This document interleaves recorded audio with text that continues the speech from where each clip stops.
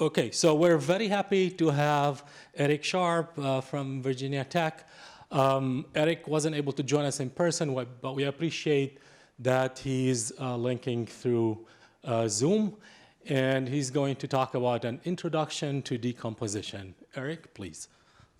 All right, well, first let me thank the organizers for inviting me, and let me also apologize for not being there in person. It sounds like a really fun meeting. So I'm going to be talking about, well, as the title suggests, decomposition. Specifically, I'm going to be giving an overview of, a bunch of papers I've been working on lately, which have been written with, well, amongst others, Ling Lin, Tony Pantev, Daniel Robbins, and Thomas Vandermeulen. So, what is decomposition?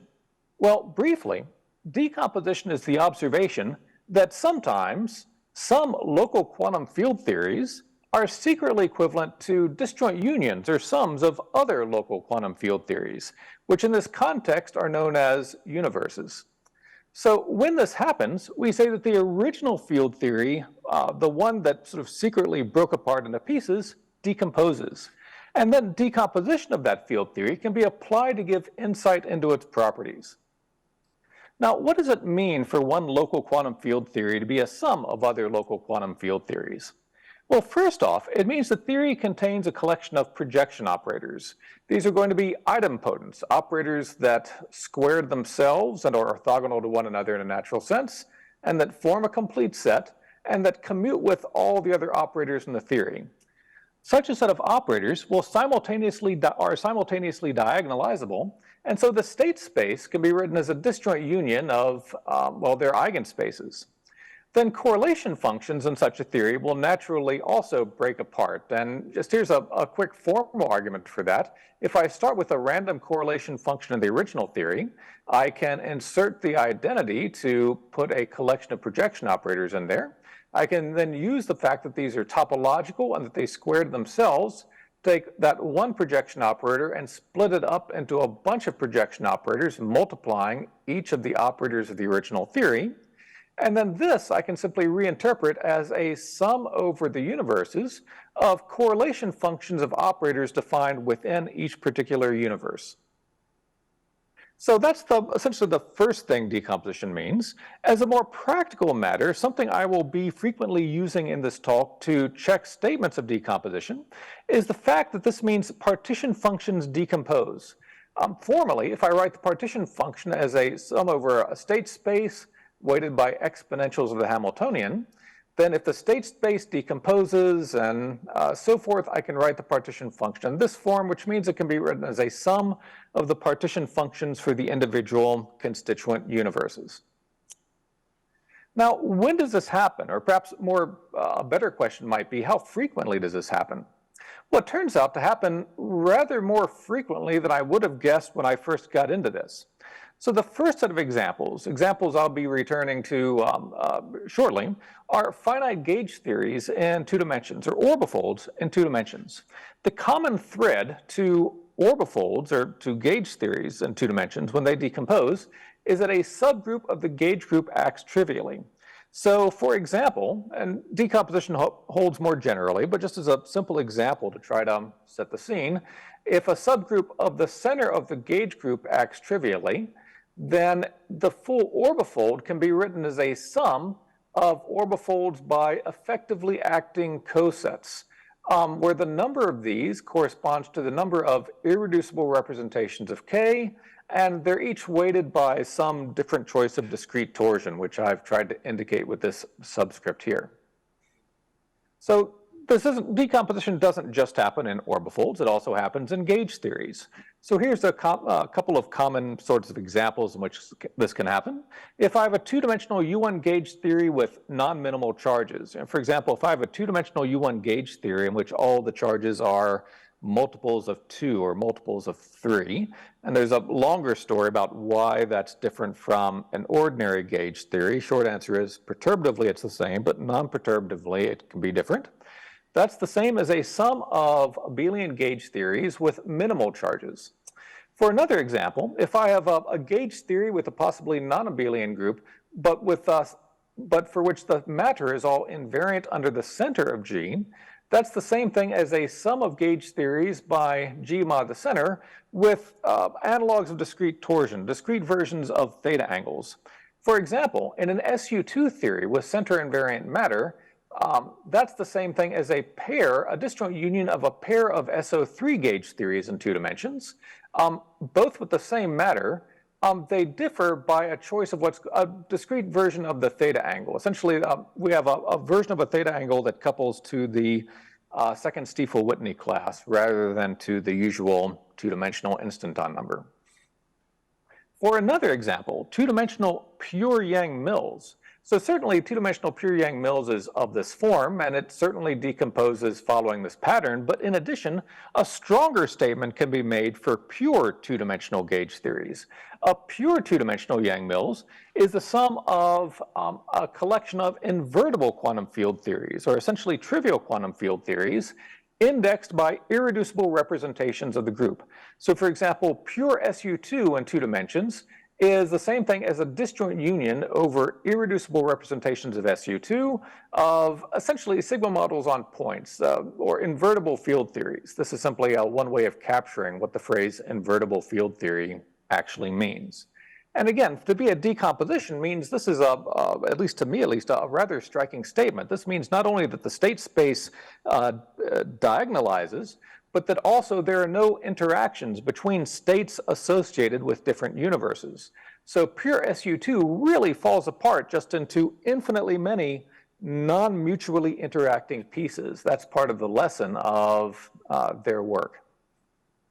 For another example, so far I've given examples in 2 dimensions.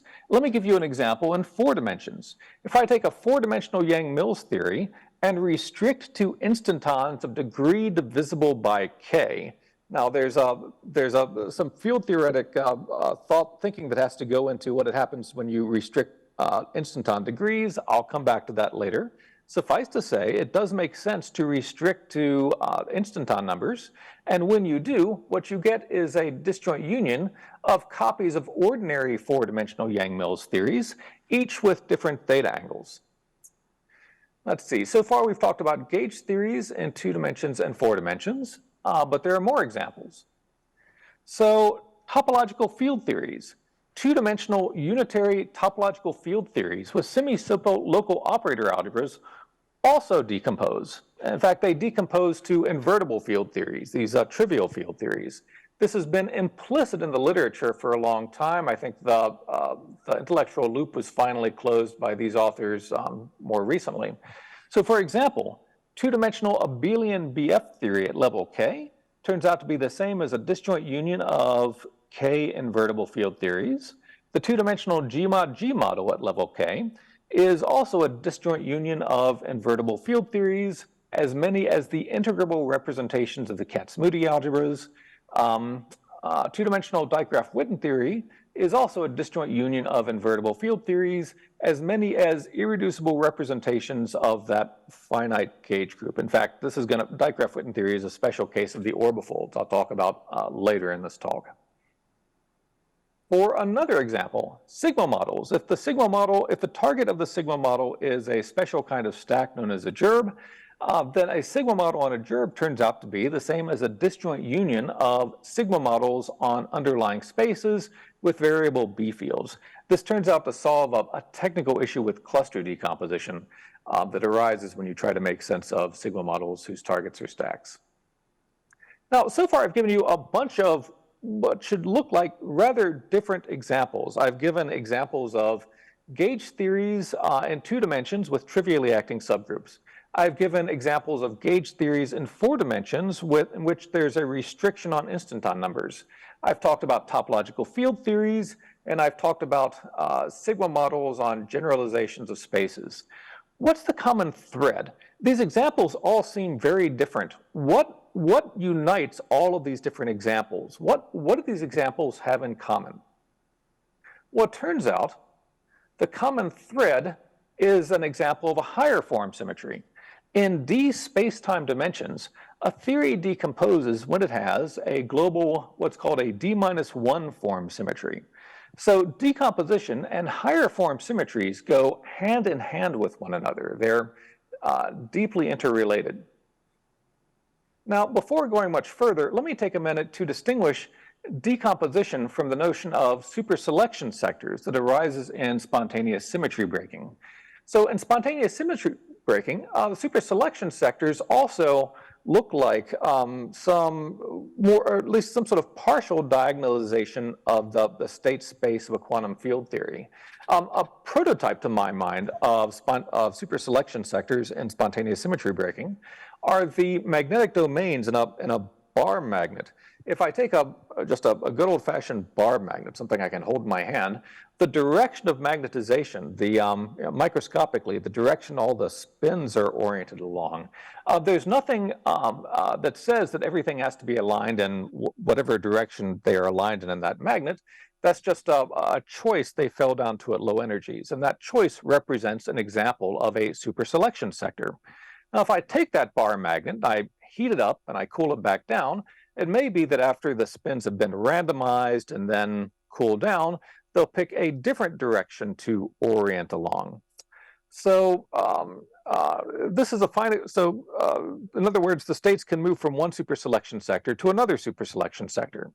So I think this gets to the heart of the difference between superselection sectors and universes. In spontaneous symmetry breaking, the superselection sectors that arise are only genuinely disjoint deep in the infrared, only if you go to extreme low energies, or for that matter, infinite volume limits.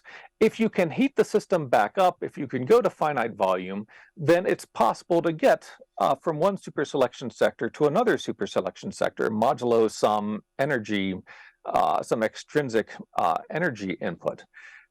However, at heart, unless you are deep in the infrared or in infinite volume, there's only one overall quantum field theory, because you can move from one superselection sector to another superselection sector. The idea behind decomposition is a bit more extreme. So the universes of decomposition are something like superselection sectors, except that unlike superselection sectors, the universes of decomposition are disjoint at every energy scale. So I can't go to a higher energy and glue things back together, at least not if I have what I would really call a true decomposition. Instead, I really have multiple disjoint quantum field theories together. They're disjoint in the sense they really don't talk to one another. So when I say, for example, that two-dimensional pure-Yang Mills decomposes into an infinite union of invertible field theories, I really mean that the states, once I've correctly diagonalized the state space, those states really don't talk to one another. They're completely disjoint from one another.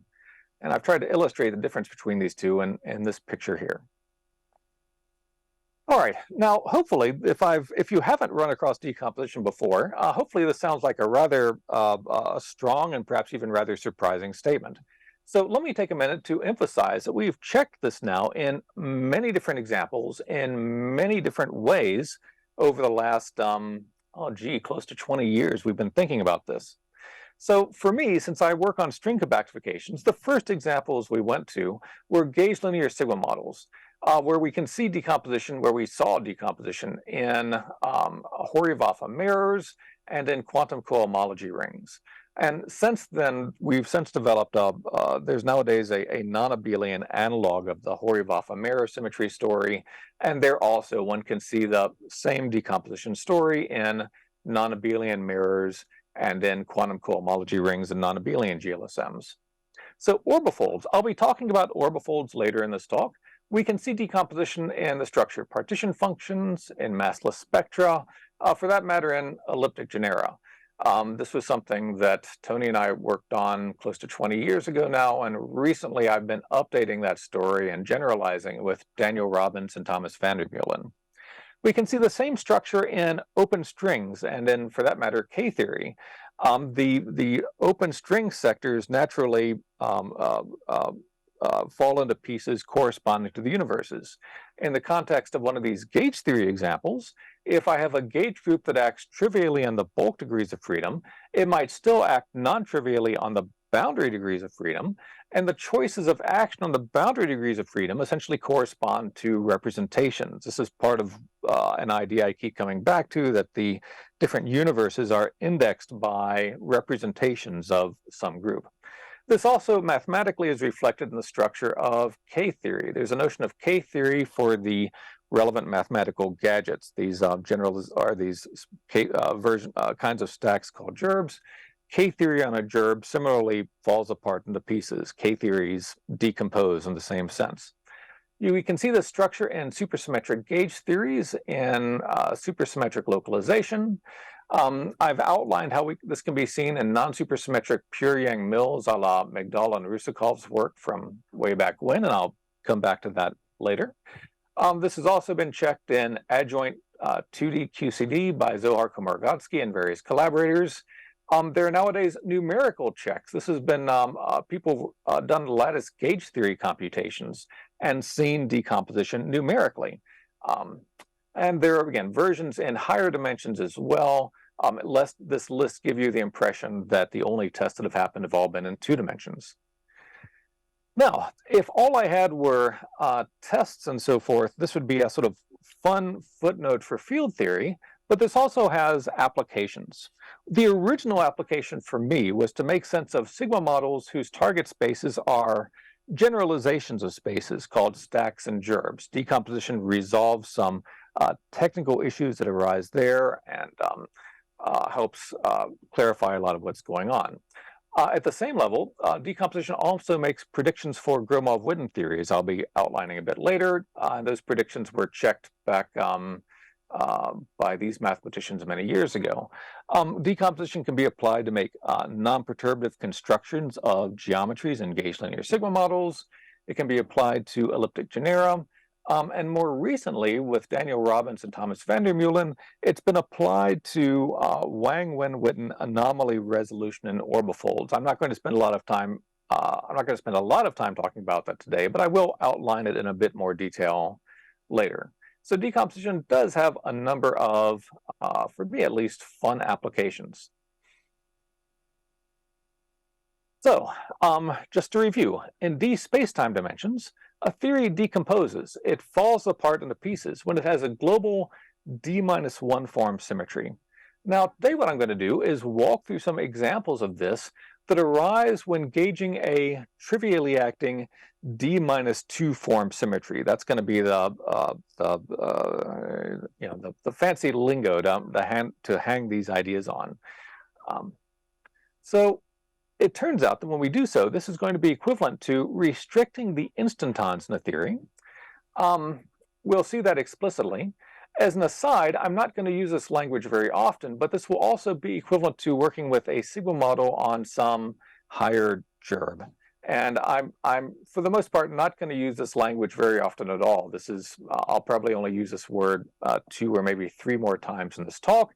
But just to provide a bit of geometric context, the idea behind a gerb is that a gerb is basically a fiber bundle in which the fibers are groups of what are now called higher form symmetries.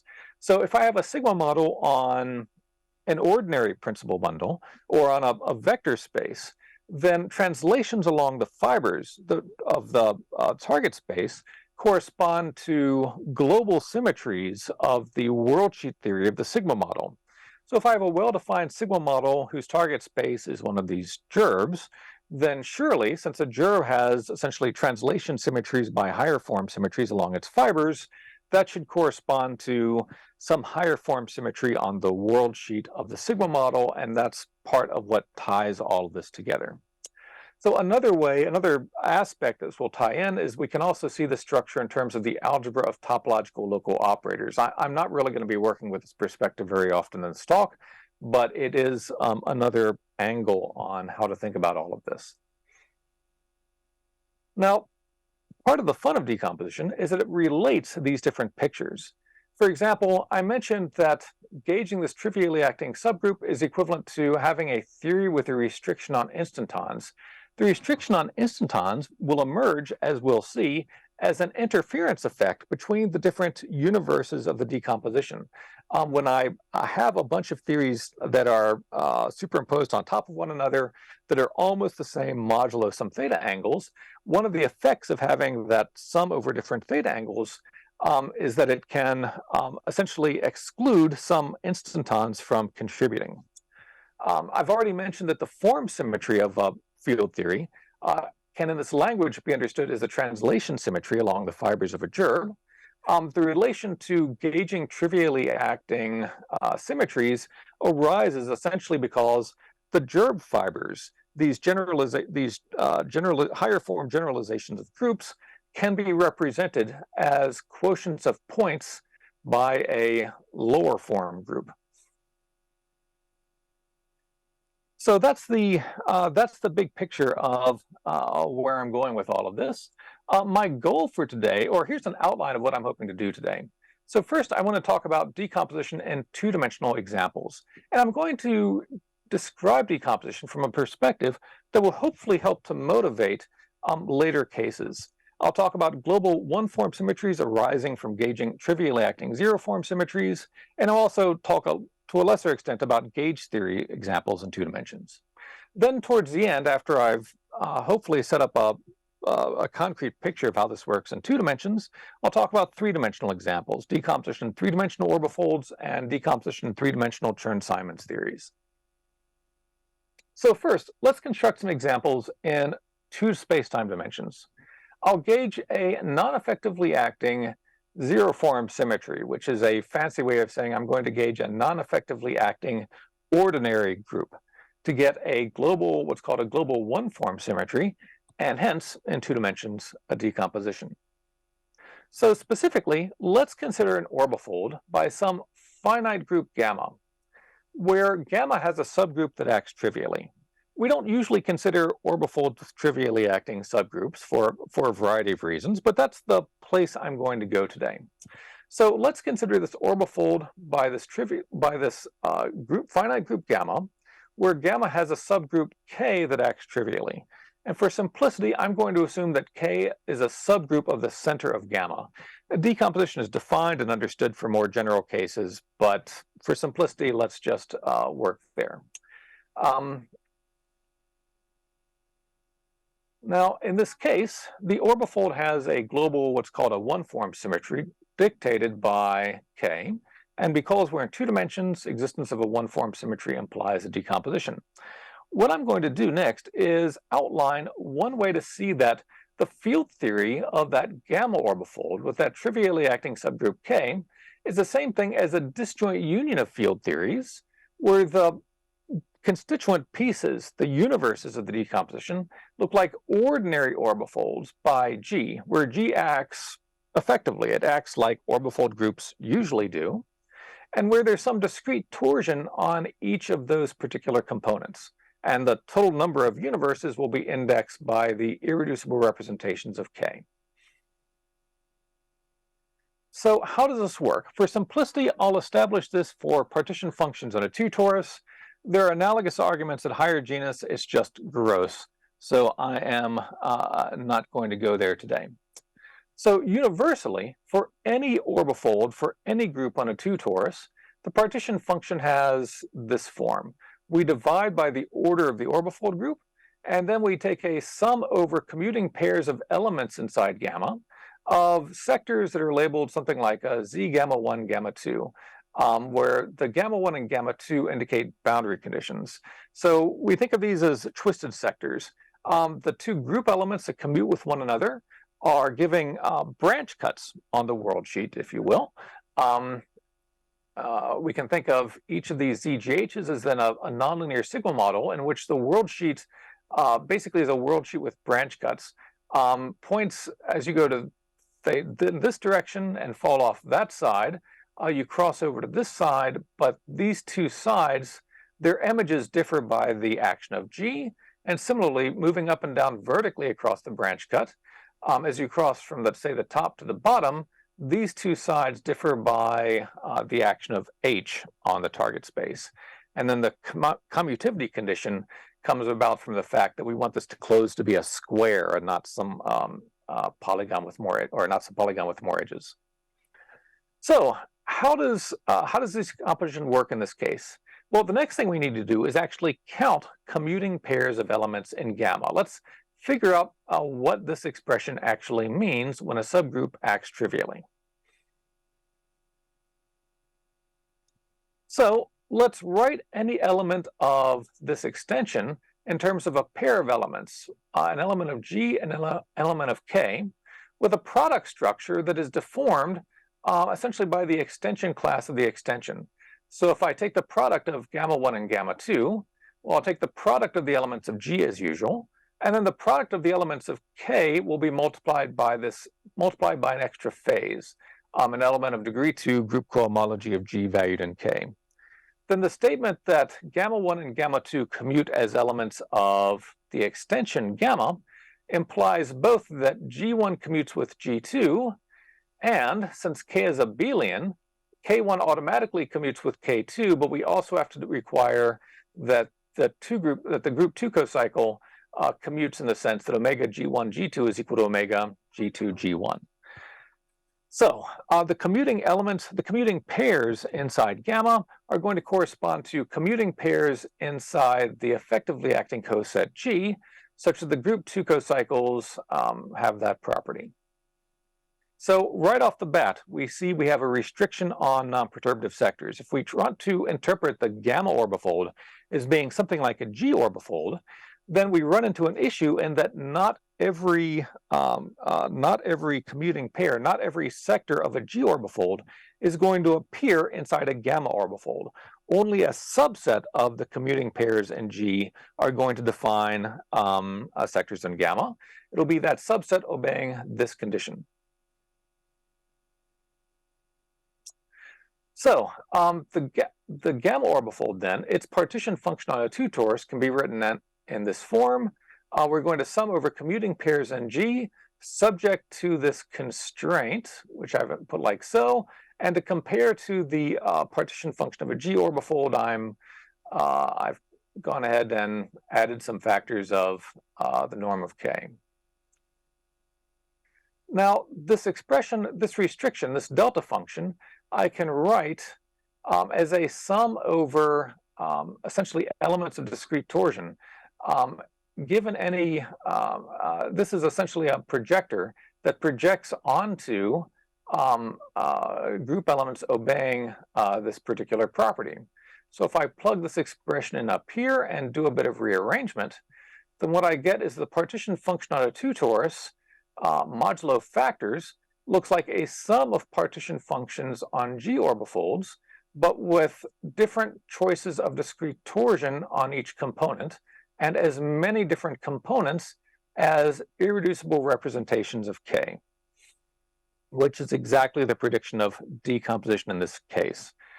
Phrased another way, one of the effects of this restriction, or one of the effects of summing these universes with different choices of discrete torsion together, is that it projects out some of the sectors of the G orbifold. Any G orbifold sector that does not obey this condition is annihilated by summing over the different universes with the different choices of discrete torsion. Now again, similar computations can be done at any genus, and there are local operator versions of all this. Let me walk through the details in a simple example to try to clarify what's going on. Let's consider a D4 orbifold in which a Z2 center of D4 acts trivially. So if a Z2 center is acting trivially, this has a BZ2 one-form symmetry. If I take D4, the dihedral group D4, and mod out by Z2, what's left, the effectively acting coset, is the Klein group, a product of a pair of Z2s. So this is closely related to a Z2 cross Z2 orbifold. Decomposition in this case predicts that the partition function of the gamma orbifold is a sum of partition functions of Z2 cross Z2 orbifolds, and in particular, the two Z2 cross Z2 orbifolds are going to turn out to have different values, different choices of discrete torsion in this case. And we can check this explicitly. At the level of operators, one reason for this decomposition is that the theory admits projection operators. So if I let Z hat denote the dimension 0 twist field associated to that trivially acting Z2, well, it squares to 1, and then using the fact that Z hat squares to 1, one can build projection operators. This is a specialization of a general formula. It's essentially encoded in Wedderburn's theorem, but that's another story. And it's easy to check that these projection operators, which fall right out, really are projection operators. They square to themselves, they're orthogonal, and they form a complete set.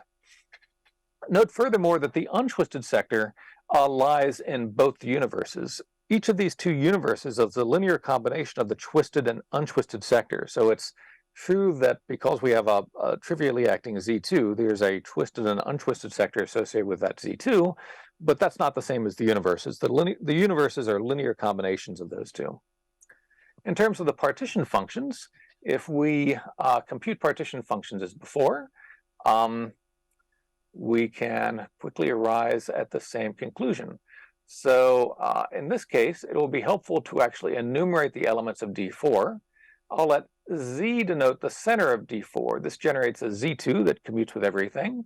The other two generators of the dihedral group are A and B, that everything else is a product. There's A times Z, B times Z, A times B, and then B times A isn't quite the same as A times B. It picks up a factor of the center. Let me denote elements of the Z2 cross Z2 coset with a bar over the top just to help distinguish them. Then if I compute the partition function of the D4 orbifold, what happens? Well, first off, since that Z2 acts trivially, these different sectors are symmetric under multiplication by elements of the center. Any GH sector will be the same as a GZH sector, a GHZ sector, and a GZHZ sector. These four sectors all contribute the same way. And that fact that those different sectors are contributing the same is a reflection of the fact that there's a BZ2 one-form symmetry. The one-form symmetry, what the one-form symmetry is really doing is moving us between different instanton sectors, essentially by taking any one, in this case, D4 bundle defining one sector and turning it into a different D4 bundle defining a different sector. So each D4 sector that appears is going to be the same as some Z2 cross Z2 sector. It'll appear with multiplicity 4, but then there will be a few sectors which can't appear. These sectors can't appear because there's no way to lift these pairs in Z2 cross Z2 to a commuting pair inside D4. For example, this sector, A bar, B bar, well, A bar I could lift to A, B bar I could lift to B, but A and B don't commute inside D4, and since they don't commute inside D4, they cannot contribute to a D4 orbifold. So as before, we have a restriction on the possible non-perturbative sectors. So let me pause at this point to make a point that confused people for the first 10 years I was giving talks on this. Starting back in 2005, one of the questions I'd get is, but surely if I have an orbifold in which a subgroup acts trivially, that must be the same thing as an orbifold just by the effectively acting coset. What possible difference can the fact that a subgroup is acting trivially make? How can physics see, how can physics know about a subgroup that acts trivially? And I think it's useful, given that history, I think it's useful to pause this point and emphasize that this example really does illustrate that physics does know about gauging trivially acting groups. In this case, in this D4 orbifold with a trivially acting Z2 subgroup, this is, just from looking at the partition function, a different theory than the Z2 cross Z2 orbifold. Physics knows about gauging even trivially acting groups. Now, given any one partition function, we can multiply in discrete torsion to generate different partition functions. In the present case, I can take this partition function we've computed that looks sort of like a Z2 cross Z2 orbifold up to a factor and the fact we had to remove some of the sectors and write it as a sum of a pair of Z2 cross Z2 orbifolds with and without discrete torsion. And the reason for that is the way discrete torsion acts is to give these sectors in the Z2 cross Z2 orbifold a sign. So if I turn on discrete torsion, these sectors get a sign, and then if I add together partition functions with and without discrete torsion, the contributions from these sectors cancel out of the sum. So adding the universes together projects out some sectors. This is what I like to laughingly call a multiverse interference effect. That when we look at the superposition of the universes, the fact these universes are very similar except that the theta angles are rotated means that some of the instanton sectors cancel out when we take the entire sum. And finally, this matches the prediction of decomposition in this case. Now, again, this is a computation on a 2 torus. The same thing is true at higher genus. It's just gross to write out. One gets dilaton shifts, but they don't matter. Let me quickly say something about massless spectra in a D4 orbifold, because I think it's useful to, there's some more physics we can understand if we specialize and look at that. If we apply standard methods to compute the massless spectrum of this D4 orbifold with a trivially acting Z2, in the case the covering space is a 6 torus, then the set of states looks like this. Because I grew up working in string compactifications, I've arranged the states in the form of a Hodge diamond. Now, there's a problem with this Hodge diamond. The problem is it has 2s in the corners. So if we didn't know about decomposition, those 2s would be a fatal problem. If a student came to me with a result like this, I'd basically pat them on the head and say, no, sorry, you made a mistake. Go back, try it again. Something is wrong somewhere. The reason for that is that those 2s signal a violation of cluster decomposition, the same axiom that's violated by restricting instantons. And in fact, there are corners of the field of the CFT community where, back in the, I guess, early 90s, when people were spending a lot of time trying to construct all possible conformal field theories or all possible rational conformal field theories, for example, they would use existence of multiple dimension zero operators as a reason to exclude some theories from consideration. It was considered to be just a fatal flaw in some possible otherwise modular invariant combination.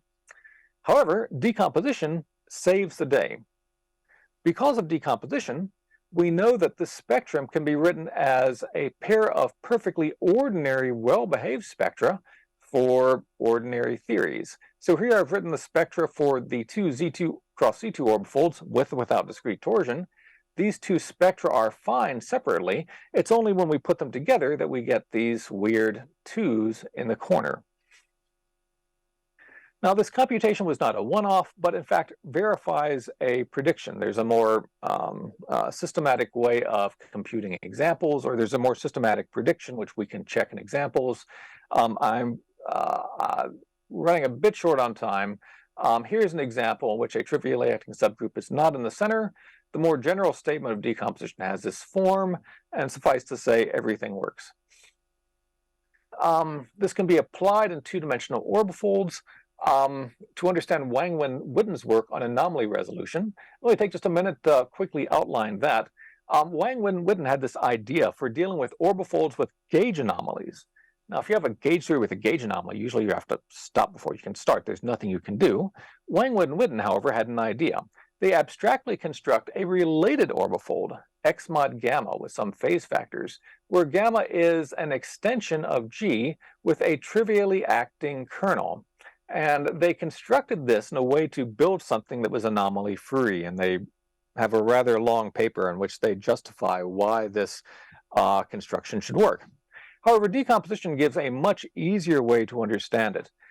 Decomposition implies, when you walk through the details, that the orbifold Wang-Witten-Witten construct, this extension of G with this trivially acting subgroup with these complicated phases, turns out to be the same thing as a disjoint union of orbifolds by anomaly-free subgroups of the original group, which gives us a very simple and clean way to understand why the Wang-Witten-Witten procedure works. Their complicated construction is equivalent to a much easier construction. So far I've talked about orbifolds. Let me quickly mention the same ideas work in gauge theories. So if I have a gauge theory in which a subgroup of, let's say, the center acts trivially on the matter, so all the matter is invariant under some subgroup K of the center, well, such a gauge theory in 2 dimensions is equivalent to a disjoint union of other two-dimensional G mod K gauge theories, but with various discrete theta angles, gauge theory versions of discrete torsion. So for example, an SU2 gauge theory in 2 dimensions, let's say a pure SU2 gauge theory in 2 dimensions, is the same as a sum of a pair of SO3 theories with different analogs of discrete torsion. And in fact, it can decompose even further thanks to Nagoyan, Tanizaki, and Unzel, but that's another story. So if I look at the instantons, well, the possible SU2 instantons, the possible SU2 in bundles in 2 dimensions, are a subset of the SO3 instantons. So SO3 theories in 2 dimensions have more instantons than SU2 theories. Given that fact, you might ask, how is it consistent? If this has more instantons than this, how can I write an SU2 theory as a sum of 2 SO3 theories? The answer is that the discrete theta angles weight the non-SU2 SO3 instantons by different signs, so that when I add together these two theories, the contributions from the non-SU2 SO3 instantons cancel out. Summing over the SO3 theories projects out some of the instantons, and so one recovers the SU2 theory. So again, a restriction on non-perturbative sectors implemented by summing over universes. It's again a multiverse interference effect. So for pure SU2 Yang-Mills in 2 dimensions, let me just very quickly walk through how this works. Pure Yang-Mills in 2 dimensions is fun because in principle we can compute everything exactly using nice simple expressions that were first computed by I think Migdal, Rusakov, and probably also some lattice gauge theory people. I'm not giving enough credit. I should update the references. So the partition function of an SU2 gauge, pure SU2 gauge theory in 2 dimensions, universally has this form. We sum over all SU2 representations of, and the summand has this form universally. We take the dimension of the representation, raise it to the Euler characteristic of the 2-dimensional spacetime, and multiply it by the exponential of the area times a second Casimir of that representation. For an SO3 theory, an ordinary SO3 theory without a discrete theta angle, that's really what the plus means. The form is the same. The only difference is that we sum over SO3 representations instead of SU2 representations. Now, Yuji Tachikawa pointed out about a decade ago that if I have an SO3 theory with a non-trivial discrete theta angle, its partition function has essentially the same form, except now we sum over the SU2 representations that aren't SO3 representations. And then if I put these pieces together, it's very easy to see that if I take a sum over SO3 reps and I add to it a sum over SU2 reps that don't come from SO3, the sum of those two is the same as a sum over all SU2 representations. So in the Migdal-Rusakov language, this is how decomposition works. An SU2 gauge theory is the sum of a pair of SO3 theories.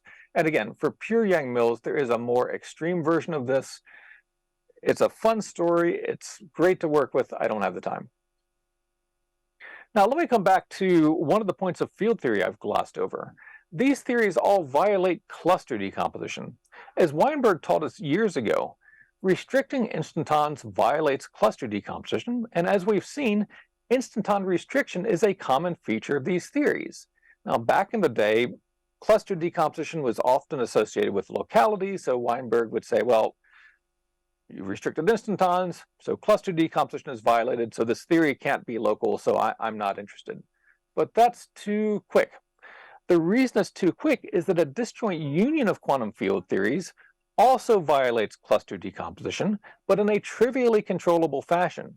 Now, a general disjoint union, I wouldn't really be able to write down a local action for it. What's, in my mind, one of the neat things about decomposition is that it is possible to write down local actions that violate cluster decomposition, meaning that restricting instantons can be okay so long as the result is the same thing as a disjoint union. So at the field theory level, that's why I'm able to play fast and loose with cluster decomposition. In fact, this is actually decomposition itself actually is a nice counterexample to old bits of field theory lore that cluster decomposition and locality were intertwined. They're not as intertwined as was sometimes claimed. So very briefly, let me talk a little bit about the corresponding math, because for this audience, I think this is probably appropriate. Again, there's a mathematical interpretation of these structures in terms of stacks, and in particular, gerbs, where a gerb is a fiber bundle whose fibers are these, what are nowadays being called one-form symmetry groups. And again, a sigma model whose target is a G-gerb has a global BG symmetry, just as a sigma model whose target is a G-bundle has a global G symmetry from translations along the fibers. Furthermore, since BG can be represented as quotients of a point by that group, it's natural to expect that gauge theories with trivially acting subgroups should go hand in hand with gerb structures and one-form symmetries. That's under a good mathematical intuition for what's going on in the background. Now, I'm beginning to run a bit short on time. Let me just quickly mention a few other applications. Gromov-Witten invariants count minimal area surfaces. There exists a definition of Gromov-Witten invariance of gerbs. Decomposition predicts the Gromov-Witten invariance of a gerb should match a sum of Gromov-Witten invariants of the constituent universes, and that was checked years ago now by a collection of mathematicians. There's another fun application I don't really have the time for in gauge linear sigma models. We can use decomposition to give a non-perturbative construction of geometries. It's great fun to play with, but I don't really have the time, unfortunately. We can also apply this to understand elliptic genera in pure supersymmetric gauge theories. In fact, we can use decomposition as a computational tool. If we know that supersymmetry is broken in the infrared for certain discrete theta angles, that implies that elliptic genera should vanish for those theta angles. And so we can use that to actually compute elliptic genera for other cases, using the fact that the elliptic genus for a G gauge theory with some trivially acting center has this form. And in fact, this duplicates this recovers some results of Kim, and Park from a few years ago, and you can also just directly check other low-energy examples using supersymmetric localization. Okay, I'm running a bit short on time. Let me perhaps mention the first of these two examples, and then I don't think I'm going to have the time to get to Chern-Simons. Let me mention how this one of the ways this story works in 3 dimensions. So in a 3-dimensional orbifold, we can consider a global 2-form symmetry arising from gauging a trivially acting 1-form symmetry. So specifically, let's consider now in 3 dimensions an orbifold by a 2 group, where the 2 group is an extension of an ordinary finite group G by now a 1-form group, BK, rather than an ordinary group.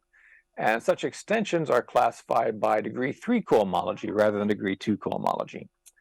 Now, for this, if this BK acts trivially, then this theory should have a global 2-form symmetry, and so it should decompose, and we can see that explicitly. We can build the projectors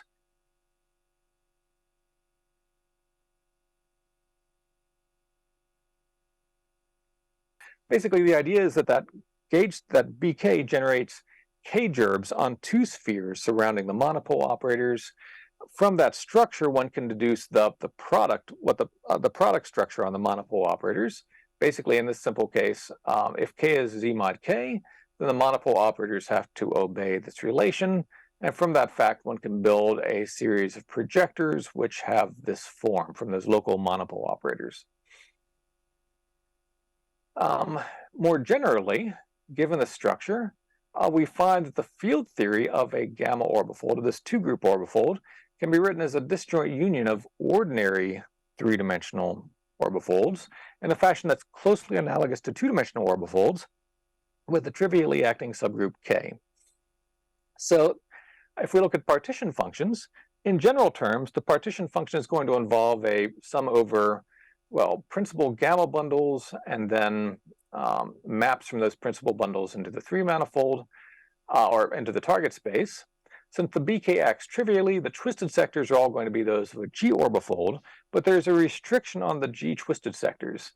It turns out that the gamma twisted sectors look like G twisted sectors obeying a condition that this combination of degree 3 cycles should be equal to 1. This is written in terms of cocycles, but it's invariant under coboundaries. It's also invariant under SL3Z, but that's a separate issue. We can implement this restriction by inserting a delta function, much as we did in 2 dimensions. And then when you untangle what that means for the partition function, you find out that means the partition function can be written as a sum of partition functions of G orbifolds, but now with C field analogs of discrete torsion. So the 3-dimensional orbifolds by 2 groups with trivially acting 1-form symmetry groups works much like in 2 dimensions. And much as in 2 dimensions, adding the universes together projects out some of the sectors. Some of the G orbifold sectors can't appear. And this can also be, the same thing happens on other three manifolds. For simplicity, I've only talked about 3 tori here. Let me just mention a couple of highlights about three-dimensional Chern-Simons, where there is, again, a similar story. We can consider a Chern-Simons theory modulo BA, where BA acts, where a subgroup of A can act trivially. That sort of structure can be encoded in a cross module, and it turns out that a Chern-Simons theory with gauge group H modulo a BA, where A has trivially acting subgroup K, is the same as a disjoint union of gauge group G Chern-Simons theories with various discrete theta angles turned on, as many as irreducible representations of K. Same sort of pattern we've seen in 2 dimensions and even in 3-dimensional 2-group orbifolds. So for example, here's an easy example. If I take Chern-Simons theory for SU2 and mod out a BZ2 where the BZ2 acts non-trivially. So this would be an ordinary BZ2 orbifold of Chern-Simons, the same sort of thing that Moore and Seiberg considered back in the late 80s. Decomposition specializes to the statement that that Z2 orbifold of SU2 is the same as an SO3 Chern-Simons theory, which is, again, a standard result going back at least as far as Moore and Seiberg. More generally, more complicated things can happen. For example, if I take that SU2 theory and quotient by a BZ4, where the Z4 maps to the center, but with a trivially acting kernel Z2, then one finds that the SU2 Chern-Simons theory modulo BZ4 is a disjoint union of a pair of SO3 Chern-Simons theories with analogs of discrete torsion, really discrete theta angles, now coupling to the third Stiefel-Whitney class of the underlying space. On a boundary, this all naturally ties together. So if I take this bulk statement, it can be shown that on the boundary, everything works out exactly like you'd want. The Chern-Simons theory, the H Chern-Simons theory becomes on the boundary an HWW model. Quotienting by the BA in the bulk becomes an orbifold by A on the boundary. And then these Chern-Simons theories in the bulk become WW models in the boundary. And the really fun part is these discrete theta angles coupling to gauge theory characteristic classes on the boundary turn into, excuse me, in fact, on the boundary, they turn into discrete torsion. So the boundary version of this bulk Chern-Simons decomposition becomes the same sort of 2-dimensional orbifold decomposition I discussed at the start of this talk. So the boundary prediction of the bulk decomposition is the ordinary standard 2-dimensional decomposition, which is a nice consistency check on everything. All right, so now let me summarize. If you get only one thing out of this talk, then let that one thing be the idea that decomposition is a statement that sometimes one local quantum field theory can be a disjoint union of multiple local quantum field theories. It's not obvious at first sight, but turns out to be a fun, true statement. I've talked about examples of decomposition in 2-dimensional orbifolds and to a lesser extent in 2-dimensional gauge theories. And then I've outlined the analogous ideas in 3-dimensional orbifolds by 2 groups and in 3-dimensional Chern-Simons theories. And again, there's been a bunch of other applications and other papers as well. I haven't been able to do justice to more than a fraction of the papers that have been written on this subject. And with that, by my watch, this is the right time to close. So let me thank you for your time. And again, thank you, the organizers, for allowing me to speak today. Thank you, Eric.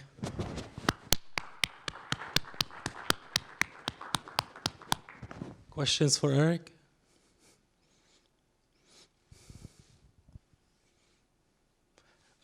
Neil?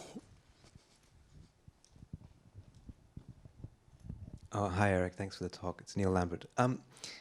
So if I heard you right, did you say that if you look at monopole operators in 3-dimensional theory, you can see a decomposition? That's right. So, let me see if I can page back to that quickly.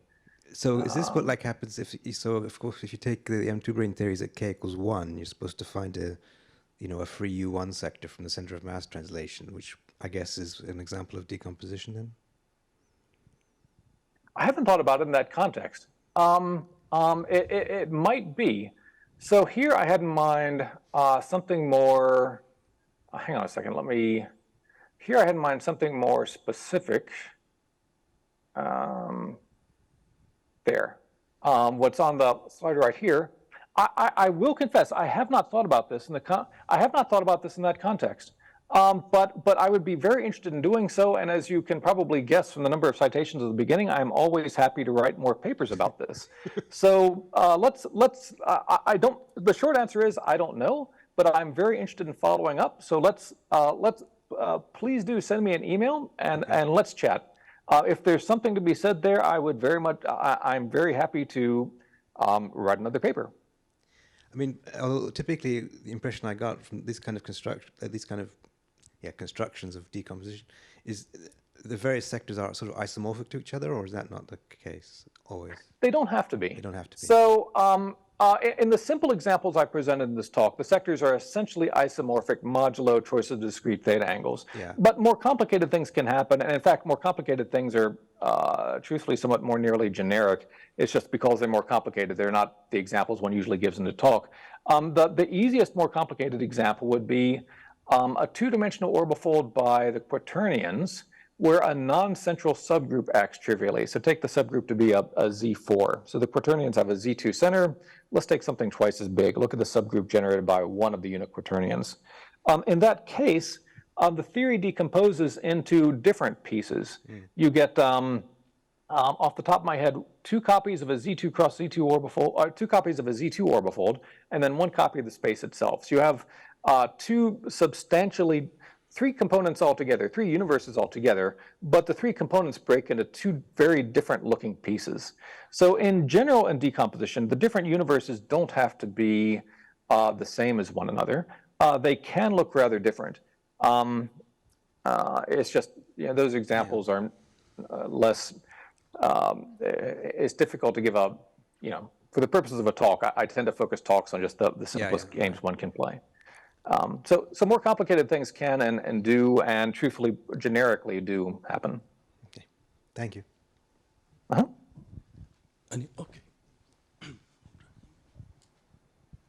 Hi, Eric. This is Ibu.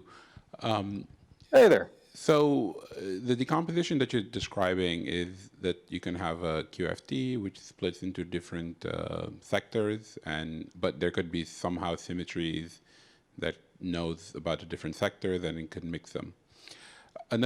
Essentially, yes.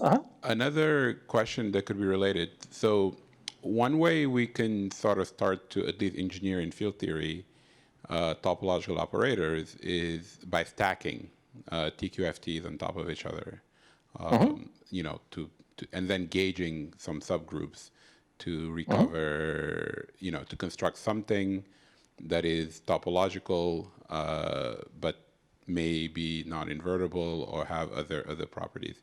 Have you thought about how this decomposition picture should work for TQFTs in general, where in that case, if I try to do decomposition, do I get pieces that are themselves not topological, but somehow the combined are? That would be a fun option. You sort of asked 2 questions. The first question, have I thought about this in the context of TFTs? I have for 2-dimensional TFTs. In fact, other people have thought about it. Other people sort of beat me to the punch. And you're probably already aware of this, but let me just say it for completeness. For 2-dimensional two-dimensional unitary topological field theories, those things will decompose. At least to be fair, 2-dimensional unitary topological field theories with semi-simple local operator algebras will always decompose to invertibles. So when I think of a unitary topological field theory, I'm thinking of something that doesn't require a topological twist, like a 2-dimensional BF theory, 2-dimensional Dijkgraaf-Witten theory, the G model. Wait, before you proceed, so there is 2 statements there. So the unitary theory itself is invertible. The unitary theory, I don't usually think of the unitary theories necessarily being an invertible field theory. but it will decompose to a sum of invertible field theories. Okay. Does that answer the question? So for me, an invertible field theory is going to be something with a single state, basically a vacuum and nothing else. So by contrast, if I take BF theory at level K, I'll have K different states. But if I diagonalize them properly, then I can find K states that are that don't talk to one another. And then in that sense, the theory falls apart into a sum of K theories with one state, and so you get K invertible field theories. Okay, but the question there is, if I take that 2D TQFT and I see it as a topological operator in high dimension, are those 2D TFT themselves define invertible operators? In higher dimensions. I see. So you're thinking of this in terms of like coefficients for coefficients of condensation defects, that sort of thing. For example. So in that context, when two-dimensional topological field theories pop up as coefficients in fusion products of condensation defects, the way I think about that is that modulo dilaton shifts. I'm thinking about that just as another way of, well, at least for two-dimensional unitary topological field theories, I'm thinking about that just as another way of saying that the fusion product can be written as an ordinary product.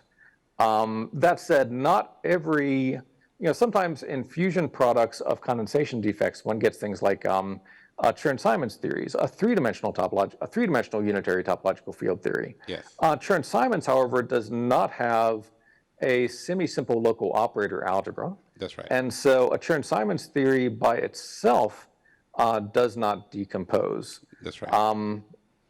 Into different pieces. So, I could go on for a while about this. I think the condensation defect story is somewhat complicated. Let me just sort of quickly summarize what I've said so far. If in a fusion product of condensation defects, the coefficients are two-dimensional unitary topological field theories. To my mind, that's just a fancy way of saying that you have an ordinary fusion product. I could have taken that two-dimensional, I could have modulo dilaton shifts. I could have written that that fusion product as just, I could have replaced that topological field theory with an integer. If on the other hand, if I have if my condensation defects are three-dimensional, and on the world volume I have something like a Chern-Simons theory, then in that case, that product of condensation defects, that coefficient really is not equivalent to an integer. Then you really do have, honestly, a topological field theory coefficient for a condensation defect that can't be understood as by decomposition as just a disjoint union of things you already had. I'm not certain if that fully answers your question. So I sort of get the impression the direction you're going is towards non-invertible group actions and some of the games one can play there. I think the short answer, I'm happy to discuss this further, after the talk's over email or something like that. But I think the short version is, in such context, the key thing you need to get a decomposition is a semi-simple local operator algebra. I need there to be sort of local topological states that I can use to build projection operators. If I have a semi-simple local operator algebra, then essentially by virtue of math, by virtue of Wedderburn's theorem, I can build projectors. And then those projectors should do everything I talked about at the beginning, and then so far as I'm aware, the theory will always decompose. The catch is for and furthermore, in two-dimensional unitary topological field theories, such semi-simple local operator algebras exist. At least the unitary ones I'm aware of. Maybe you have some other examples that don't fit that pattern. For more general topological field theories, like say three-dimensional Chern-Simons, I don't necessarily have a semi-simple local operator algebra. And if I don't have a semi-simple local operator algebra, I can't arrange to have a decomposition. But those Chern-Simons theory, they're the precise sense by which they are minimal, which is due to the anomaly that they carry. So I wouldn't expect the decomposition to work there. But if I have... Yeah, and indeed, it doesn't. So, okay. Yeah, so but if I have a more generic, there is this question that given a topological operator with, which carries some anomaly for the theory that lives on the operator, What is the minimal thing that can carry that anomaly? And can I factor this out from this operator? And what is left over? How do I understand it? That is in the context which which I think the question was I see. going. Yeah. Yeah, I don't have a simple answer for the general case. I mean, the only thing I can say for the general case is to get a decomposition, you really want a semi-simple local operator algebra. Okay. And that already constrains the possible TFTs. But that way of thinking about things is somewhat orthogonal to the direction you're asking the question. And I don't know a simple way to link minimality of anomalies to existence of semi-simple local operator algebras. I don't know how to get from, I don't know how to bridge those 2 points. But that said, I'm happy to chat more. I'm happy to learn. And again, as you no doubt saw at the beginning, that long list of archive papers, I am always happy to write more papers on this subject. So, if you're curious, let's keep in touch over email. Hey, maybe we can get a paper out of it. All right. Thank you. Okay, that would be great. Any other questions? Okay, if not, let's thank Eric again.